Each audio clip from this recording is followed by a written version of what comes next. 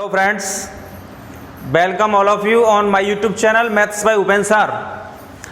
Friends, जैसा कि आप सभी जानते होंगे कि हमने लेखपाल के लिए अपने चैनल पर अभी से बच्चों को तैयारी करना शुरू करा दिया है और हमने सबसे पहले प्रीवियस ईयर के पेपर सॉल्व कराना शुरू किया है। पिछली वीडियो में हमने चकबंदी लेखपाल का पेपर सॉल्व कराया था। आज की इस वीडियो में हम राजस्व लेखपाल का पेपर सॉल्व कराने जा रहे हैं। मेरे प्यारे स्टूडेंट्स, आप सभी इस चैनल के साथ जुड़े रहिए और ज़्यादा से ज़्यादा लेखपाल की तैयारी करने वाले बच्चों को इस चैनल के माध्यम से जोड़िए ताकि वो भी लेखपाल में अपना भविष्य सुनिश्चित कर सकें। अच्छा फ्रेंड्स, सबसे पहले मैं आपको अपने बारे में बताना चाहूँगा कि 2015 में राजस्व लेखपाल का एग्जाम मैंने भी दिया था और उस एग्जाम में मैंने मैथ में 25 से 25 मतलब 25 क्वेश्चन आए थे मैथ के और 25 के 25 मैंने करेक्ट किए थे।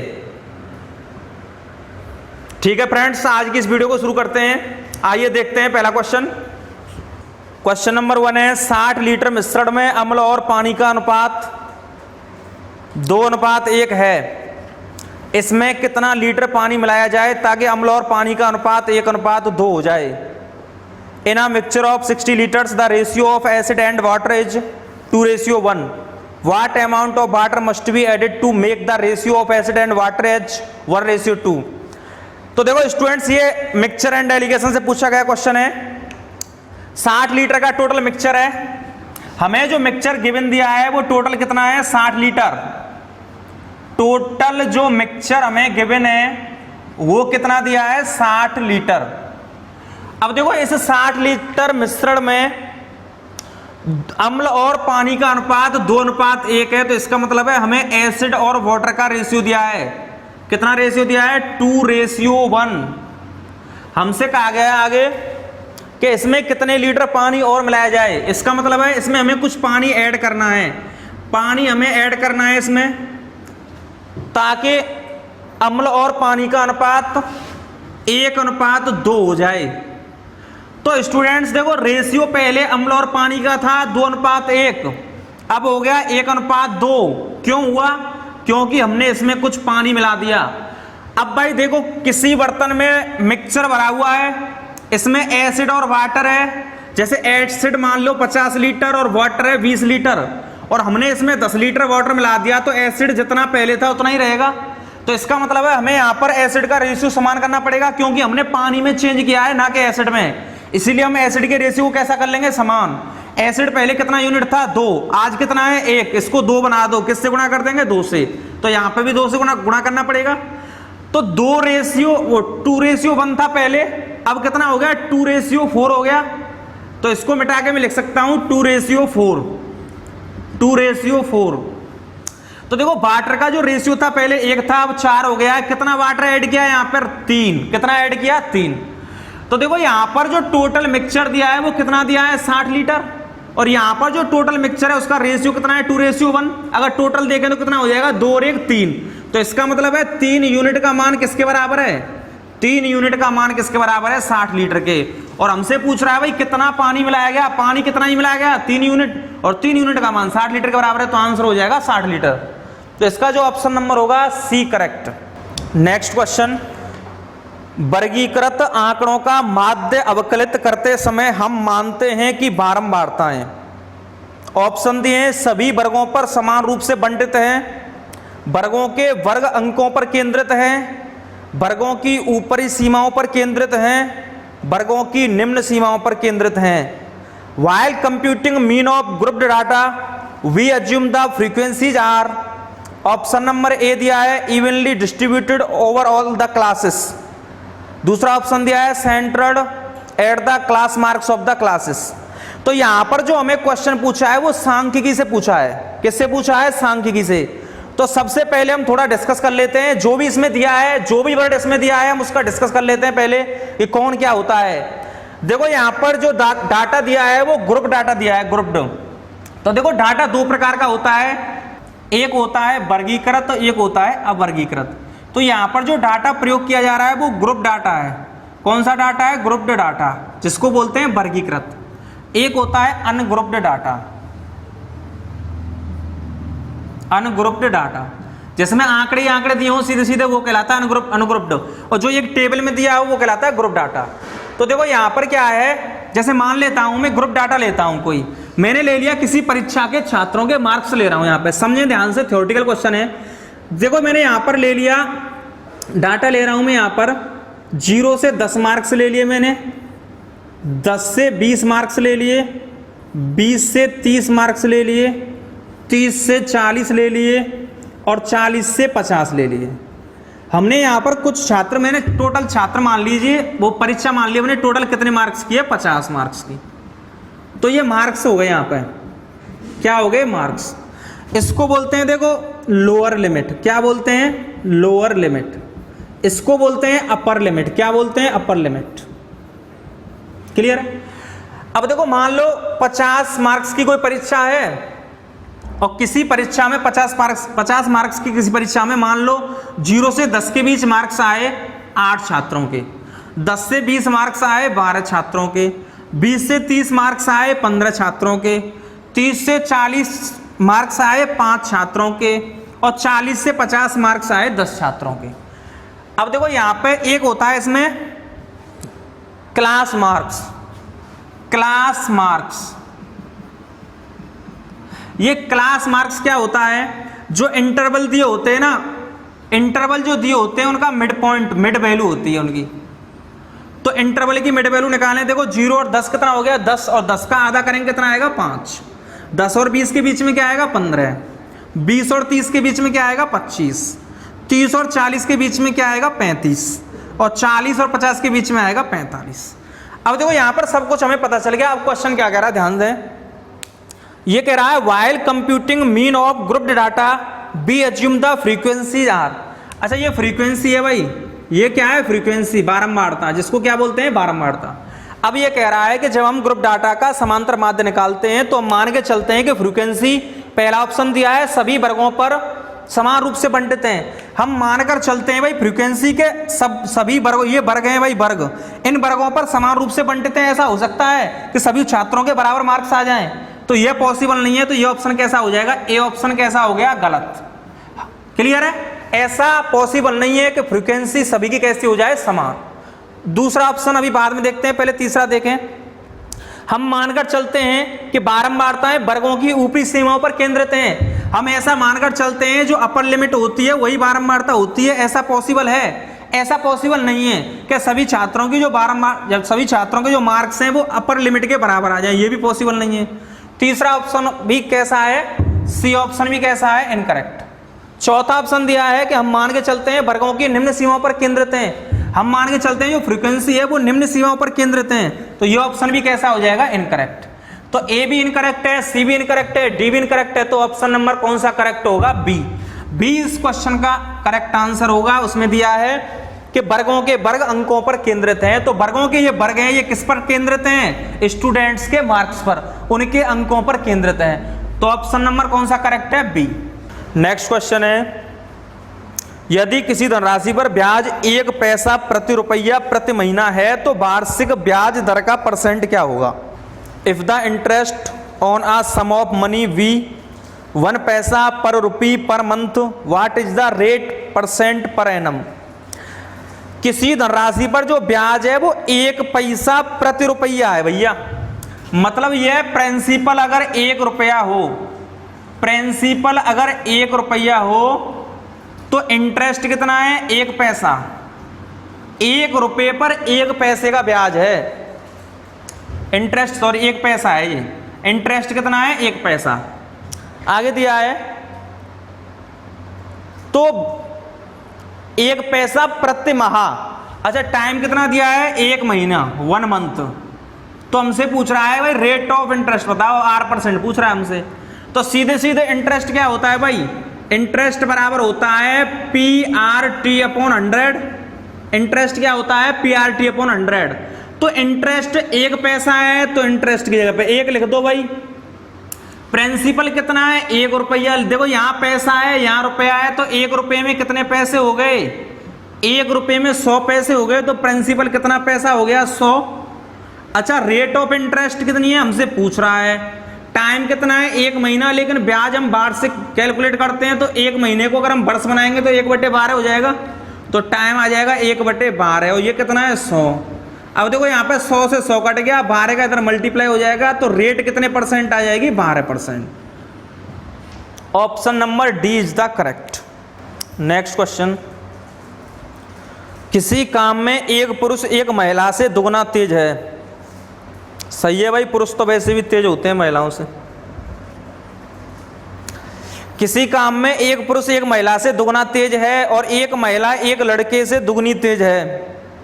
यदि वे सभी अर्थात एक पुरुष एक महिला और एक लड़का मिलकर किसी काम को 4 दिन में पूरा कर सकते हो तो एक लड़का अकेले उसे कितने दिनों में पूरा कर लेगा। तो देखो यहां पर कहा गया भाई कि पुरुष महिला से दुगना तेज है और महिला लड़के से दुगनी तेज है। तो देखो यहां पर अगर देखा जाए भाई, अगर मैं मैन की और वुमेन की इफिशियंसी की बात करूं, तेज का मतलब जानते हो क्षमता, मतलब पुरुष दुगनी स्पीड से काम करेगा महिला से, तो इसका मतलब है पुरुष के जो काम करने की क्षमता है, पुरुष के जो काम करने की क्षमता है इफिशियंसी, वो महिला से दुगनी है। तो इसका मतलब है पुरुष की क्षमता 2 हो गई और महिला की क्षमता कितनी हो गई 1। आगे कहा है एक महिला एक लड़के से दुगनी तेज है। अब भाई महिला लड़के से दुगनी तेज है तो यहां पर बॉय का हमें अगर 1 मानना है भाई, महिला बॉय से दुगनी तेज है और महिला से पुरुष दुगना तेज है, तो यहां पर हम इसको डायरेक्ट देखो, यहां पे 1 लिखा है तो 1 का दुगना कितना हो जाएगा, 1 का दुगना 2 आ जाएगा यहां पर, और 2 का दुगना कितना आ जाएगा यहां पर 4 आ जाएगा। सीधे सीधे लिख दिया है मैंने, क्लियर है ना भाई। महिला लड़के से दुगनी तेज है तो लड़के की क्षमता 1 मान ली तो महिला की 2 हो गई, और महिला से पुरुष की क्षमता दुगनी है तो पुरुष की कितनी हो गई 4। हमसे कहा है कि एक पुरुष एक महिला और एक लड़का मिलकर किसी काम को 4 दिन में करते हैं। एक पुरुष काम कर रहा है तो उसकी क्षमता 4, एक महिला काम कर रही है तो उसकी क्षमता 2, और एक लड़का काम कर रहा है तो भाई तीनों एक एक काम कर रहे हैं तो तीनों की क्षमता जोड़ दी हमने, क्योंकि मिलकर काम कर रहे हैं। अच्छा देखो ये फॉर्मूला कौन सा है, टोटल वर्क बराबर एफिशिएंसी गुणा टाइम। तो यहां पर ये तीनों की कंबाइंड एफिशिएंसी हो गई। अच्छा कितने दिन में करते हैं 4 दिन में। तो देखो यहां पर भाई एक आदमी काम कर रहा है, एक वुमेन काम कर रही है और एक बॉय काम कर रहा है, तो सबकी एफिशिएंसी हमने जोड़ दी क्योंकि तीनों मिलकर काम कर रहे हैं। कितने दिन में काम कर रहे हैं 4 दिन में। ये टोटल वर्क हो गया, ये क्या हो गया टोटल वर्क। तो हमसे पूछा है कि एक लड़का उस काम को अकेले कितने दिन में करेगा। भाई एक लड़का की क्षमता कितनी है 1, और कितने दिन में करेगा डी पूछ रहा है, बस इसको सॉल्व कर दो आंसर आ जाएगा। 4 और 2 6 और 1 7 और 7 चौका 28, तो 28 बराबर आ गया डी। तो इसका मतलब है अकेला अगर लड़का काम करेगा तो 28 दिन में समाप्त करेगा। नेक्स्ट क्वेश्चन है, 3 संख्याओं का योगफल 392 है। यदि पहली संख्या का दूसरी संख्या से अनुपात 2:3 है तथा दूसरी संख्या का तीसरी संख्या से अनुपात 5:8 है, तो तीसरी संख्या क्या होगी। The sum of 3 numbers is 392. If the ratio of first number to second number is 2:3 and the ratio of second number to third number is 5:8, then the third number is। बहुत ही इजी क्वेश्चन है। पहली संख्या का दूसरी से अनुपात दिया है। पहली का देखो 3 संख्याएं हैं, पहली दूसरी और तीसरी। पहली का दूसरी के साथ जो अनुपात है वो 2:3 है। कितना है 2:3। और दूसरी का तीसरी के साथ रेशियो 5:8। तो दूसरी का तीसरी से कितना है 5:8। जब इन रेशियो को कंबाइंड करते हैं तो हमेशा ध्यान रखें जो रेशियो, देखो यहां पर सेकंड के लिए 3 आया रेशियो में, यहां पर सेकंड नंबर के लिए 5 आया रेशियो में, तो सेकंड नंबर का रेशियो हमें समान करना पड़ेगा। और इस रेशियो को समान करने के लिए हमें क्या करना है, 5 का मल्टीप्लाई ऊपर करना पड़ेगा और 3 का मल्टीप्लाई नीचे करना पड़ेगा। अब देखो 5 तिया 15 और 3 पंजे 15, तो इसका मतलब है सेकंड रेशियो का मान दोनों जगह इक्वल हो गया। तो इसका मतलब है 5 का मल्टीप्लाई अब हमें यहां भी करना पड़ेगा, 3 का हमने यहां पर किया है तो 3 का हमें यहां भी करना पड़ेगा। अब तीनों रेशियो को अगर मैं कंबाइंड करूं तो 5 दूनी 10, 5 तिया 15 और 8 तिया 24। हमने तीनों संख्याओं का कंबाइंड रेशियो निकाल लिया। अब हमसे कह रहा है भाई क्या तीनों संख्याओं का सम 392 है, इन तीनों संख्याओं का जोड़ 392 है। अगर रेशियो को अगर मैं जोड़ के देखूं तो 24 और 15 39 और 10 कितना हो गया 49, कितना हो गया 49। तो इसका मतलब है भाई 49 यूनिट की जो वैल्यू है वो 392 के बराबर है। अगर 49 यूनिट 392 के बराबर है तो इसको हम काट देंगे 49 से। तो देखो यहाँ पर 2 का अंक आ रहा है तो 8 नाम 72 होते हैं कि नहीं होते भाई। 9 में किस संख्या का मल्टीप्लाई करें ताकि 2 आ जाए, तो मुझे पता चल गया कि 9 में 8 का मल्टीप्लाई कर दूं तो 2 आ जाएगा। तो इसका मतलब है ये 8 बारी कटेगा, इससे 1 यूनिट का मान कितना आ जाएगा 8। अब काट लो, देखो 8 नाम 72 की 2 आंसू 7 और 8 चौका 32 और 7 39। हमसे क्या पूछा है भाई, हमसे पूछ रहा है भाई कि तीसरी संख्या की वैल्यू बताओ। तो 1 यूनिट का मतलब कितना आ गया 8। तो तीसरी संख्या के लिए जो रेशियो मान है वो कितना है 24।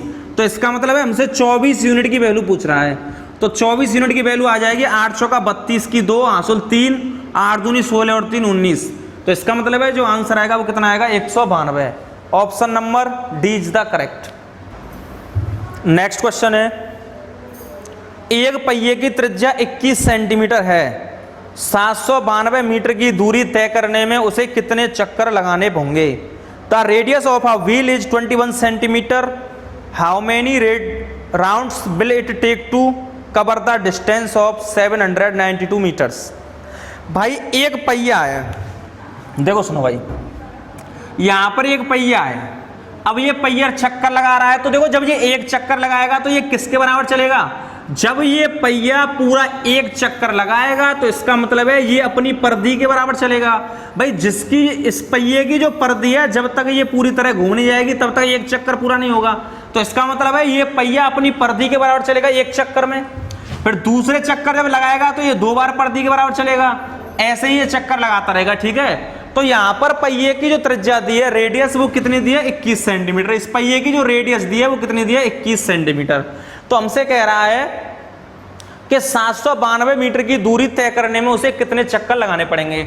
देखो एक बार चला ये पहिया, इस पहिए ने जब एक चक्कर लगाया तो देखो यहां से इसने कितनी दूरी चली, जब पहिए ने एक चक्कर लगाया तो इसने डिस्टेंस चली परिधि गुणा एक चक्कर, चली कि नहीं चली।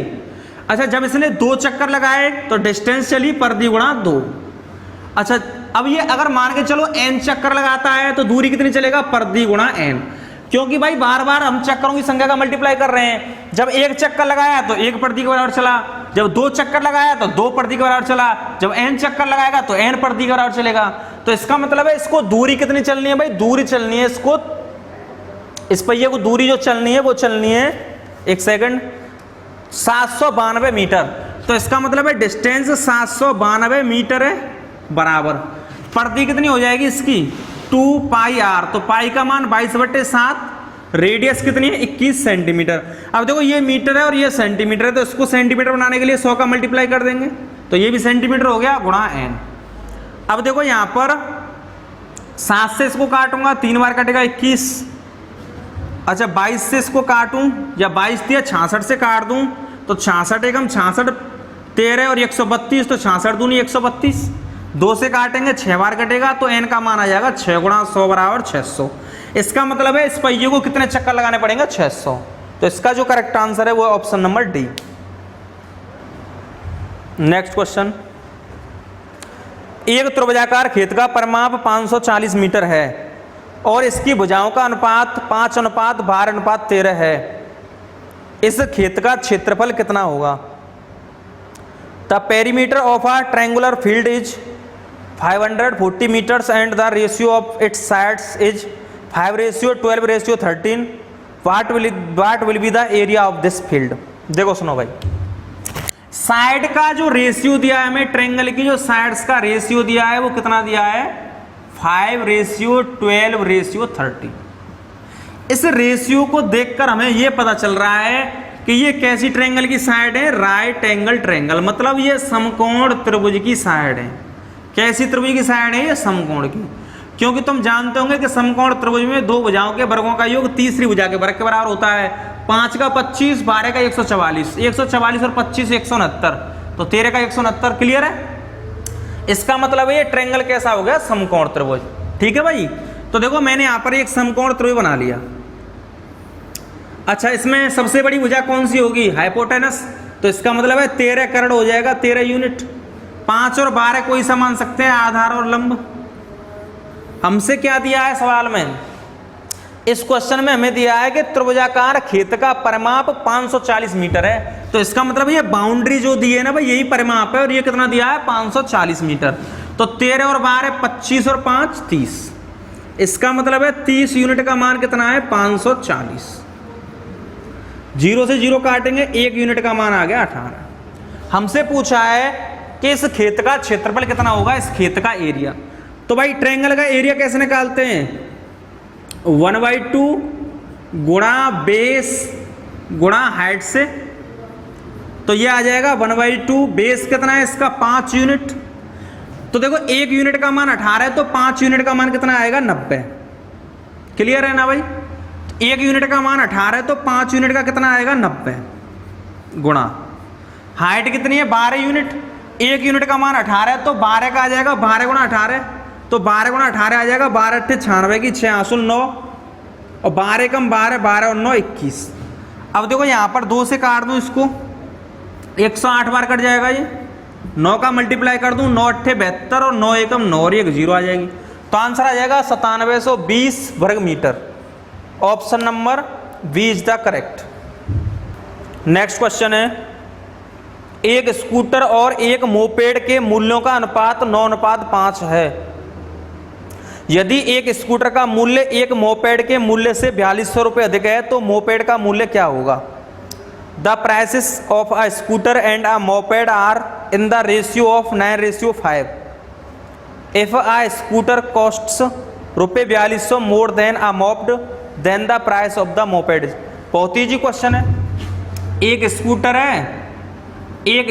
है और एक मोपेड है। इनके मूल्य का रेशियो दिया है 9:5। कितना दिया है? 9:5। और क्वेश्चन में कहा है कि स्कूटर का जो मूल्य है मोपेड के मूल्य से 4200 रुपये ज़्यादा है। तो यहाँ पर कितना ज़्यादा है स्कूटर का मूल्य? 4 यूनिट। कितना ज़्यादा है भाई? 4 यूनिट। भाई 5 से कितना ज़्यादा है? 4 यूनिट। तो 4 यूनिट की वैल्यू किसके बराबर दी है? 4200 के। हमसे पूछा क्या है? हमसे पूछा है मोपेड का मूल्य। हमसे 5 यूनिट की वैल्यू पूछ रहा है।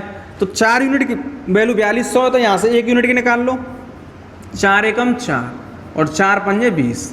तो 5 यूनिट की पूछ रहा है हमसे मोपेड का मूल्य। तो 5 यूनिट आ जाएगा 5 एकम 5 55 25। तो आंसर कितना आ जाएगा? 5250 रुपये।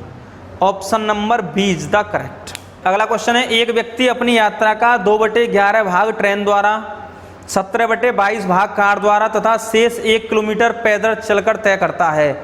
वह कितनी दूर चलता है?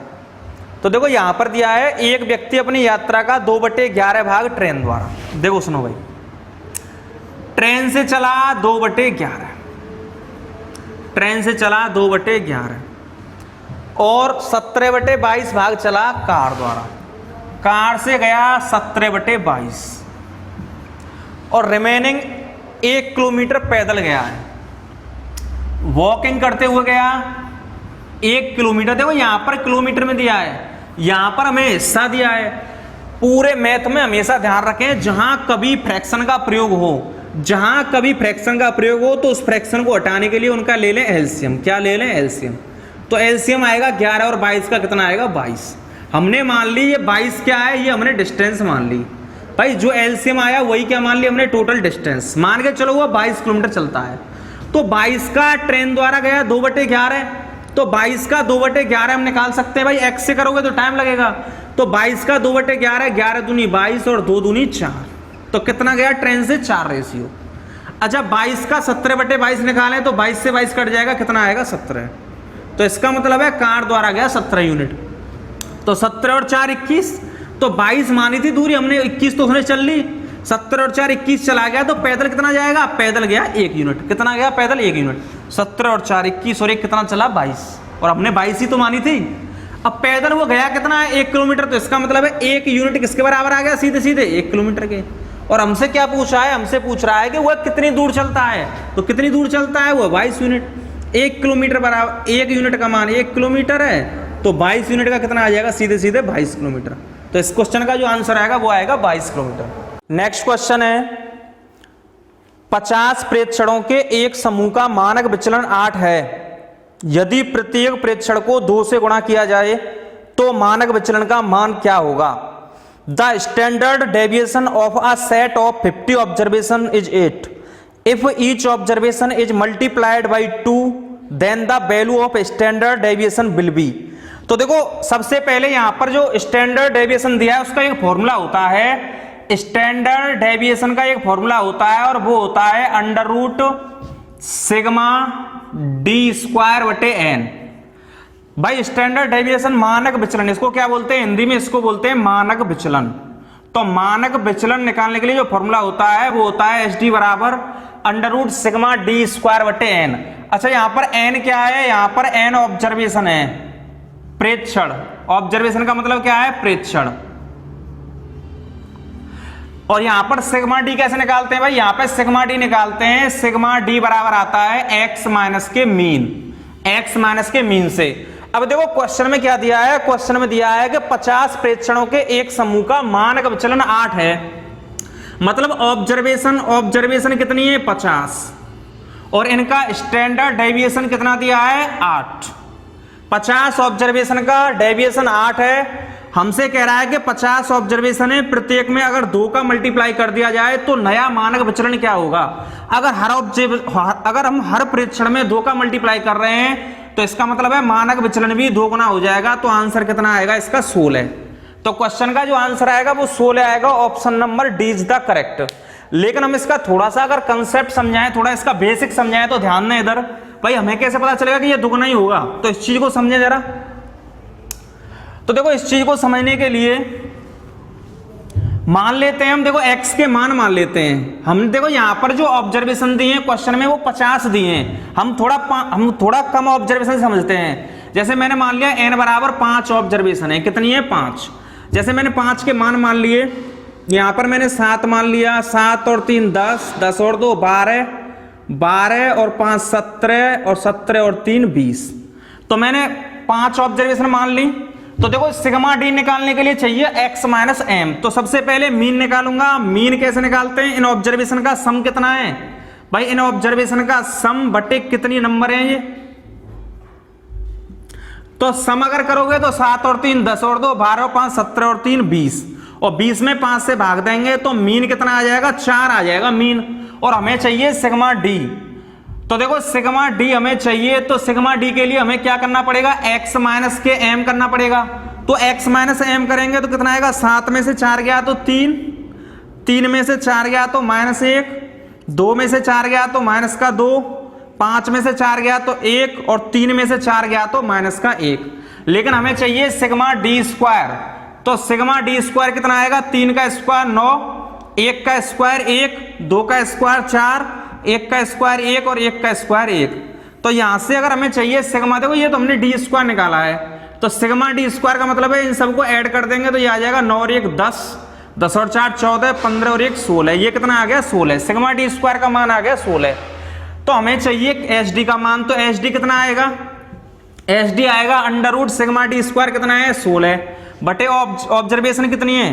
ऑब्जर्वेशन कितनी है? टोटल 5। तो ये 16 का स्क्वायर रूट कितना आ जाएगा? 4 बटे अंडर रूट 5। तो एच डी कितना आया हमारा? 4 बटे अंडर रूट 5। अगर हमने 5 ऑब्जर्वेशन लिए तो एच डी का मान आया 4 बटे रूट 5। लेकिन उसने कहा है कि प्रत्येक प्रेक्षण को अगर 2 से गुणा कर दिया जाए। अगर मैं प्रत्येक प्रेक्षण को 2 से गुणा करता हूं, देखो 7 दूनी 14, 3 दूनी 6, 2 दूनी 4, 5 दूनी 10 और 3 दूनी 6। अब देखो मीन कितना हो जाएगा? मीन देखो ये अब डबल हो जाएगा, 40 हो जाएगा। यहां पर ये सम दोगुना कर दिया तो सम 40 हो जाएगा, और नंबर 5 ही है तो ये 8 आएगा। अगर ये 8 आएगा तो देखो 14 से 8 गया तो यहाँ 6, ये डबल हो जाएगा। 6 से 8 गया तो -2, ये भी डबल हो जाएगा। ये हर चीज डबल हो जाएगी। 2 का 4 हो जाएगा, 1 का 2, और यहाँ पर भी कितना आएगा? 2। तो यहाँ पर डी स्क्वायर कितना आएगा? 36, और ये 4 आएगा, और ये 16 आएगा, और ये कितना आएगा? 2 का 4, और ये भी कितना आएगा? 2 का 4। तो सिग्मा डी स्क्वायर आएगा 36 और 4 40, 40 और 16 56 और 4 60 और 4 64। यहां पर आएगा कितना आएगा? 64। तो ये आएगा 64 बटे रूट 5, 64 बटे 5, और 64 का स्क्वायर रूट कितना आएगा? 8 बटे रूट 5।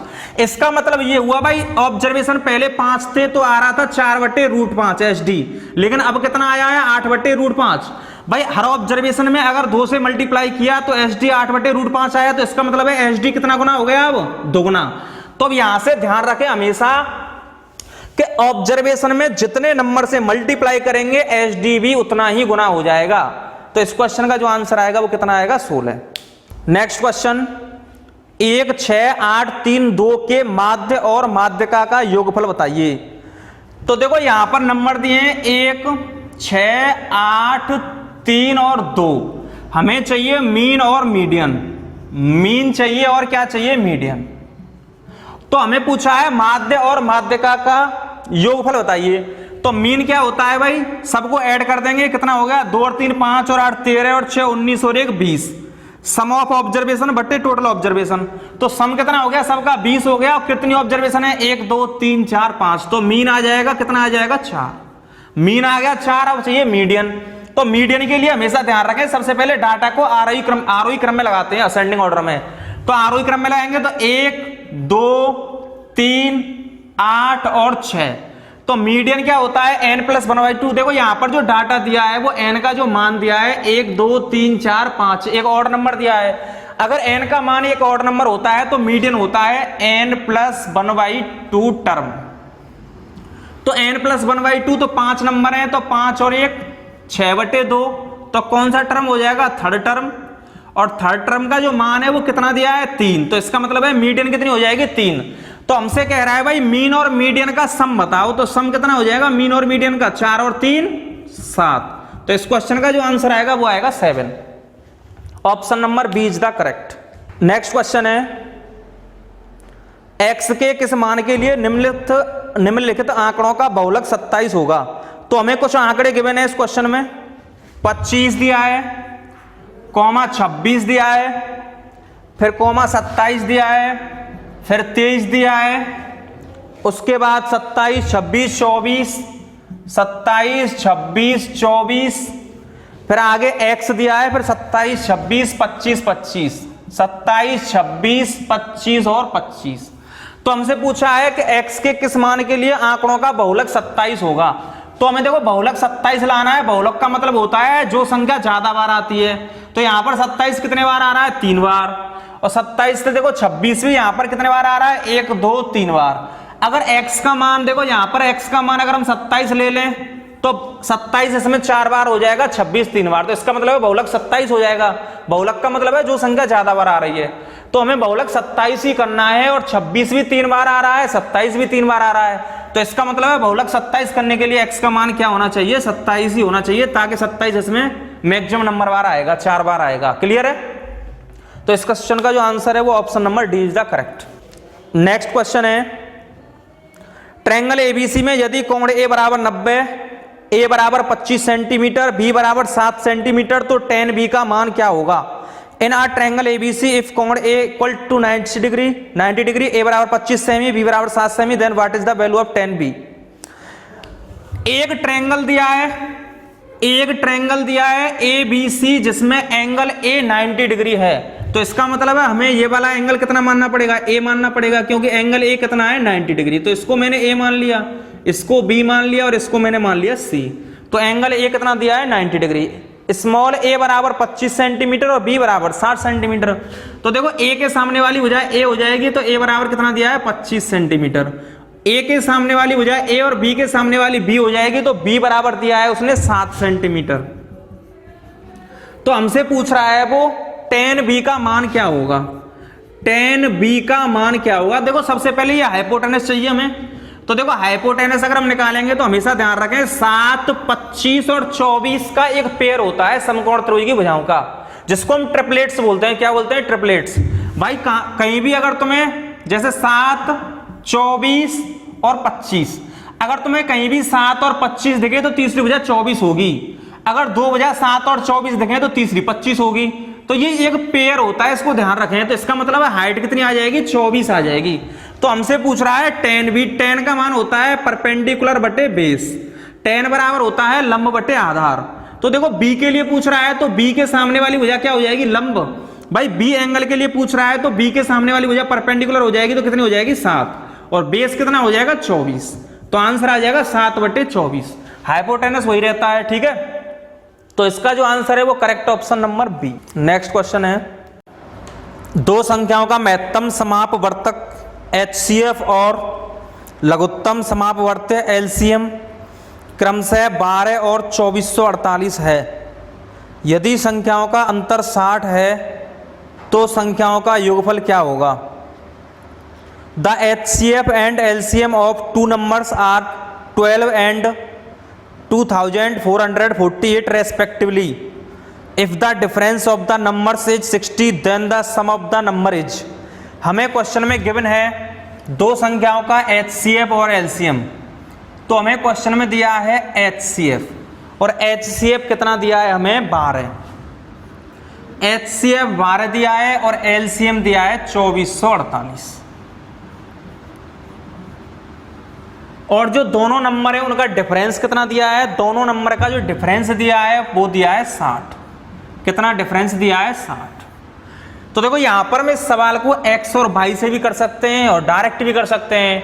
तो देखो डायरेक्ट में बता रहा हूं तुम्हें, आपने एक फॉर्मूला पढ़ा होगा, पहली संख्या गुणा दूसरी संख्या, मतलब दोनों संख्याओं का मल्टीपल HCF और LCM के मल्टीपल के बराबर होता है। मतलब पहली संख्या गुणा दूसरी संख्या बराबर मासा गुणा लासा।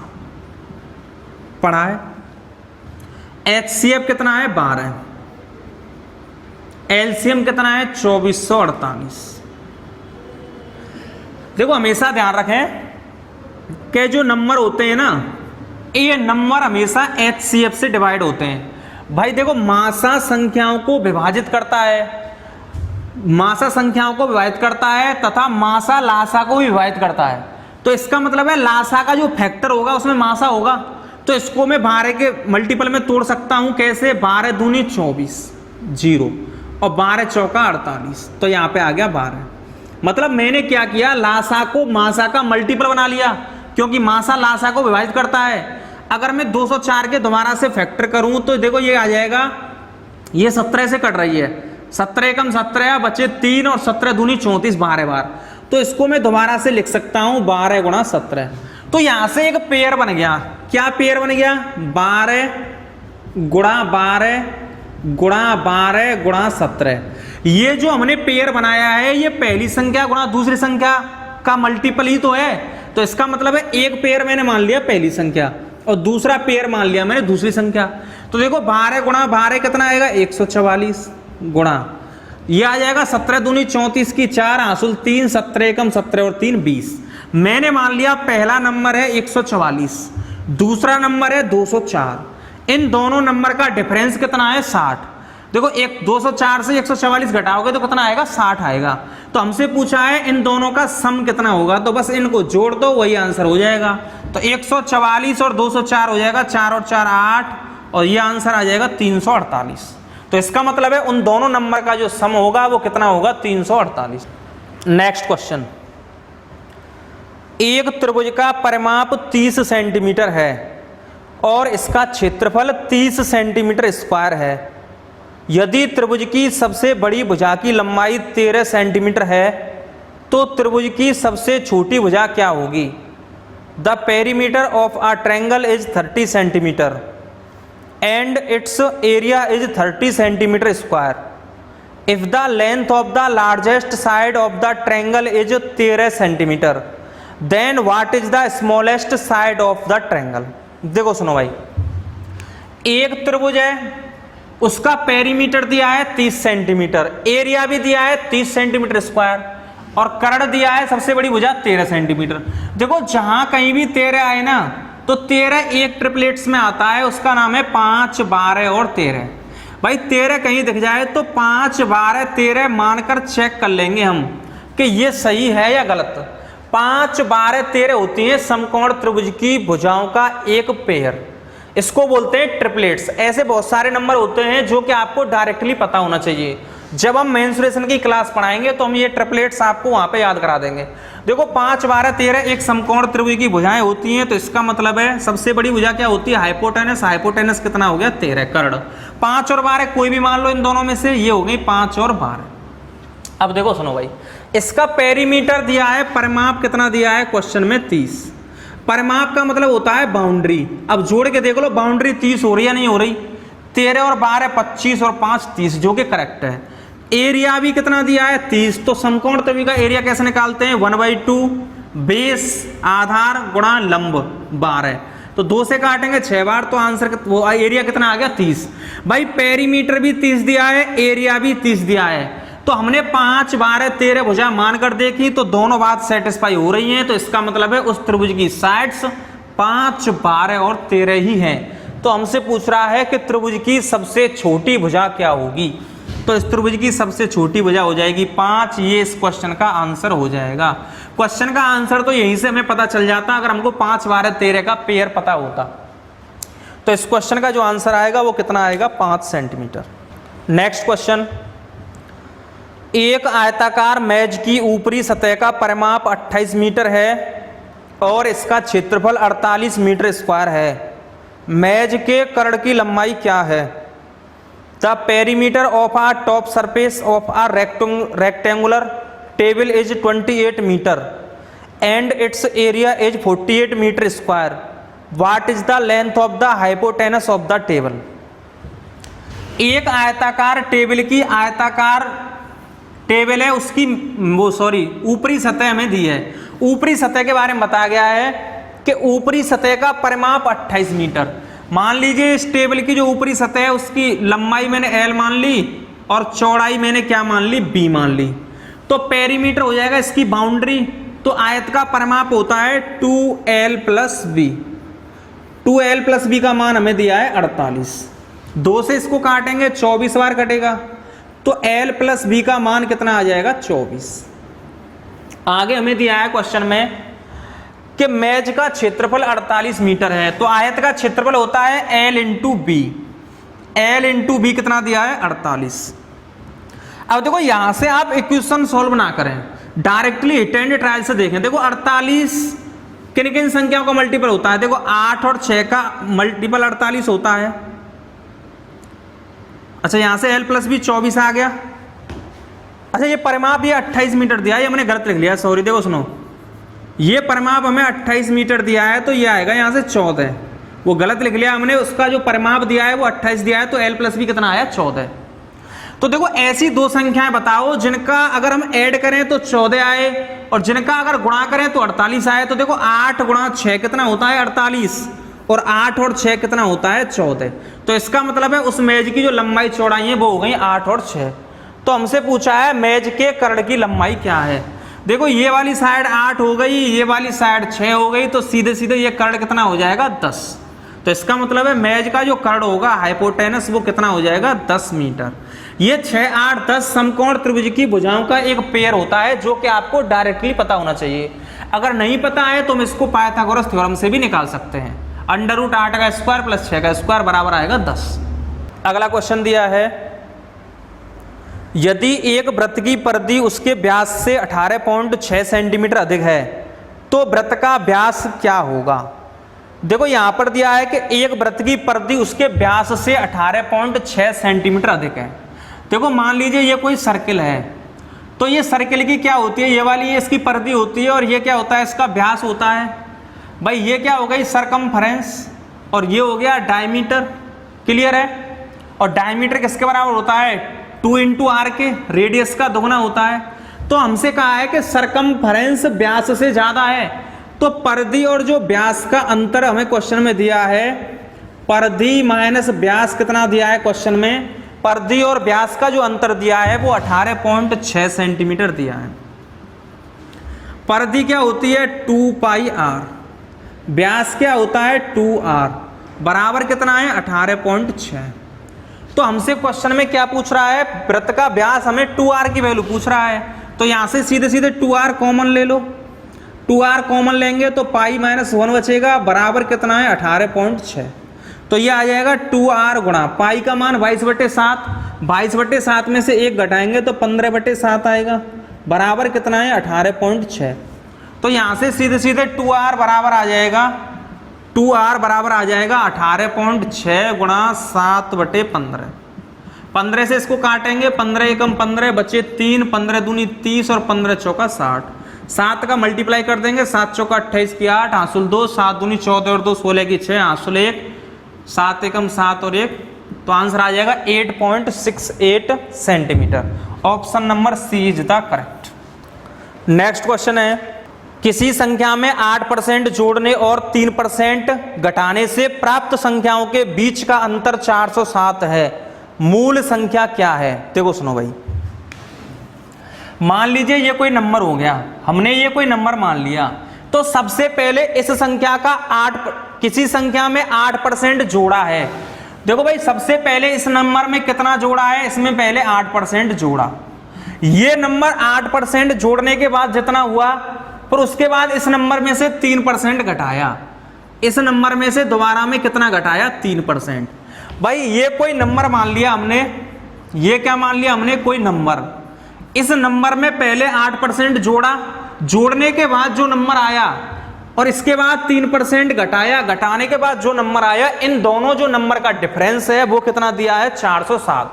तो देखो प्लस के 8% में से अगर माइनस का 3% घटाएंगे तो ये जुड़ जाएगा, तो 8 और 3 कितना डिफरेंस हो जाएगा, 11%। और इस 11% की वैल्यू किसके बराबर दिया, 407 के। तो यहां से 1% का मान निकाल लेंगे तो ये कितना आएगा, 11 33 और 11 7 77।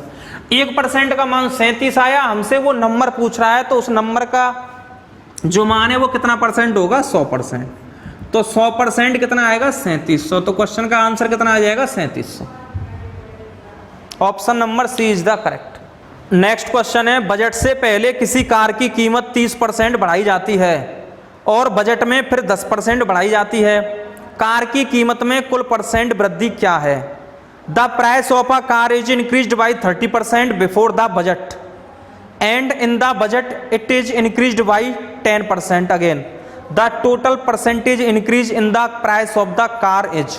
देखो सुनो भाई, परसेंटेज में जब किसी संख्या को बार बार बढ़ाया जाता है तो इसको बोलते हैं सक्सेसिव चेंज। और इसके लिए आपने पढ़ा होगा, जैसे किसी संख्या को पहले, जैसे मान के चलो किसी नंबर को पहले x% बढ़ाया गया, फिर दोबारा में उस नंबर को y% बढ़ाया गया, तो नेट इफेक्ट जो आता है, नेट इफेक्ट जो आता है वो कितना आता है, x plus y plus X Y बटे 100। बस यहाँ पर संख्या को 2 बार बढ़ाया गया है, पहले बजट से पहले 30% बढ़ाई गई तो 30, फिर दोबारा में 10% बढ़ाई गई प्लस 30 गुणा 10 बटे 100। तो यहाँ पे 2 जीरो से 2 जीरो कट जाएंगे तो आंसर आ जाएगा 30 और 10 40 और 40 और 3 43%। तो इसका मतलब है उस कार में जो नेट इफेक्ट जो परसेंट वृद्धि हुई है वो कितने परसेंट की हुई है, 43 की। Option number D is the correct. आगे नेक्स्ट क्वेश्चन है, इस क्वेश्चन में हमें दिया है कोई व्यक्ति 8 रुपए में 10 वस्तु खरीदता है और उन्हें 7 रुपए प्रति वस्तु की दर से बेचता है, उसका प्रतिशत लाभ क्या होगा? A man buys 10 articles for ₹8 and sells them at the rate of ₹7 per article. His gain percentage। हमें दिया है किसी आर्टिकल का कॉस्ट प्राइस और हमें दिया है सेलिंग प्राइस। कॉस्ट प्राइस दिया है भाई 8 रुपए में 10 आर्टिकल खरीदी, 8 रुपए में 10 आर्टिकल खरीदी तो एक आर्टिकल का कॉस्ट प्राइस हो जाएगा 8/10 और बेची कितने में, बेची है 7 रुपए प्रति आर्टिकल, तो एसपी कितना है 7 रुपए प्रति आर्टिकल। अगर सीपी और एसपी का रेशियो बनाऊं तो 10 का भाग 8 में दूंगा तो 0.8 आएगा रेशियो, ये कितना है 1.25। हमेशा ध्यान रखें, देखो यहाँ पे पॉइंट के बाद 1 अंक है तो 1 जीरो बढ़ा ली, पॉइंट के बाद 2 अंक और पॉइंट के बाद 2 अंक, तो पॉइंट से पॉइंट हमने हटा दिया। अब इसको हमने 5 से काट दिया तो रेशियो आ गया 16:25। इसका मतलब है कितना फायदा हुआ 9 का, और कितने पर 100 पर, तो हमसे पूछ रहा है वो 16 पर हमसे पूछ रहा है कि उसका परसेंट लाभ क्या है, तो प्रॉफिट परसेंट आ जाएगा 9 का लाभ कमाया, कितने पर कमाया 16 पर और गुणा 100।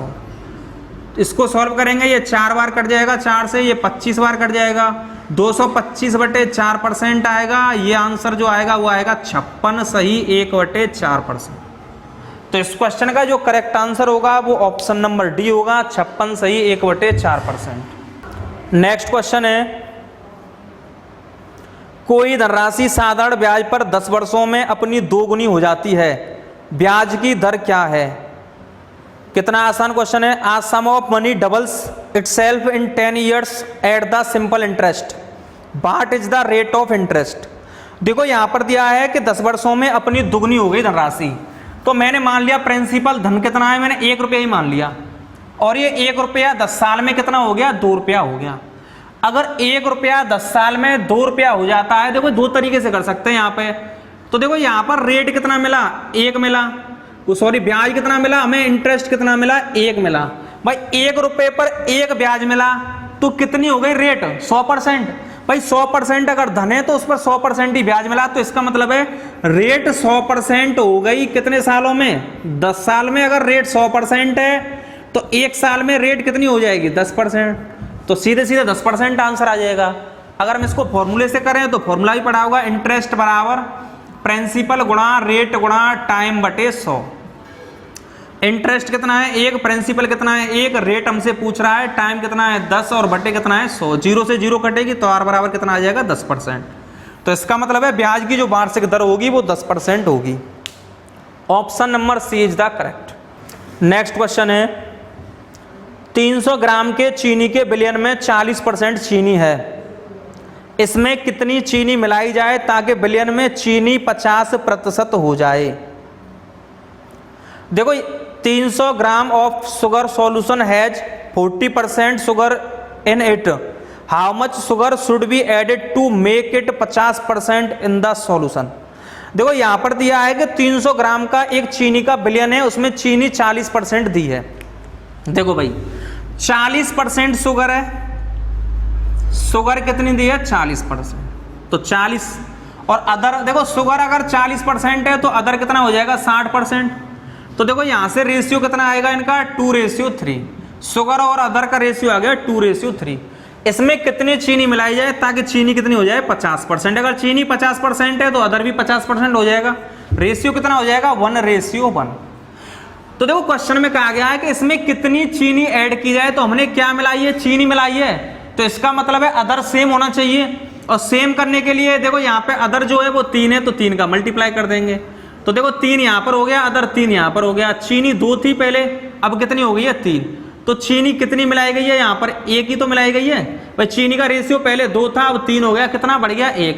तो पहले कितना था टोटल विलयन, 2 और 3 5, और 5 यूनिट की जो वैल्यू दी है वो कितना दिया है, कितना लीटर विलयन था 300 ग्राम विलयन था 300 ग्राम। तो 5 यूनिट का मान 300 ग्राम। चीनी कितनी ऐड की गई इसमें, 1 यूनिट, और 1 यूनिट की वैल्यू हमसे पूछ रहा है कितनी चीनी इसमें ऐड की गई, तो 5 से काट देंगे 300 को, तो आंसर कितना आ जाएगा 60 ग्राम। इसका मतलब है इस विलयन में 60 ग्राम चीनी ऐड की गई है। तो option number C is the correct. Next question दिया है, यदि 27 की पावर x बराबर 9/3 की पावर x, तो 1/x की पावर 4 का मान। 27 की घात x बराबर दिया है हमें 9/3 की पावर x, 9/3 की पावर x। हमसे पूछ रहा है कि 1/x4 का मान बताओ। हमसे जो वैल्यू पूछ रहा है वो पूछ रहा है 1/x की पावर 4।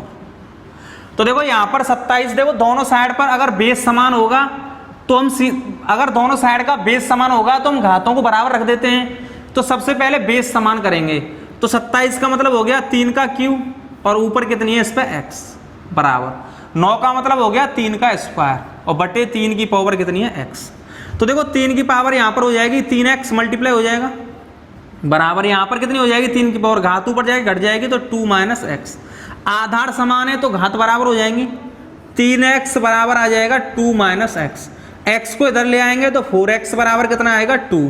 तो x का मान कितना आ जाएगा, ये आ जाएगा x का मान 1/2। x का मान अगर 1/2 है तो 1/x कितना आ जाएगा, यहाँ से 2 आ जाएगा।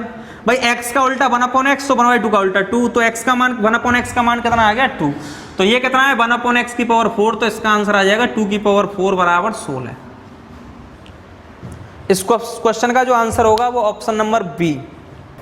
नेक्स्ट क्वेश्चन दिया है, 5 सही 3/4, 4 सही 4/5 और 7 सही 3/8 के योगफल में कौन सा भिन्न जोड़ा जाए ताकि परिणाम एक पूर्ण संख्या आ जाए।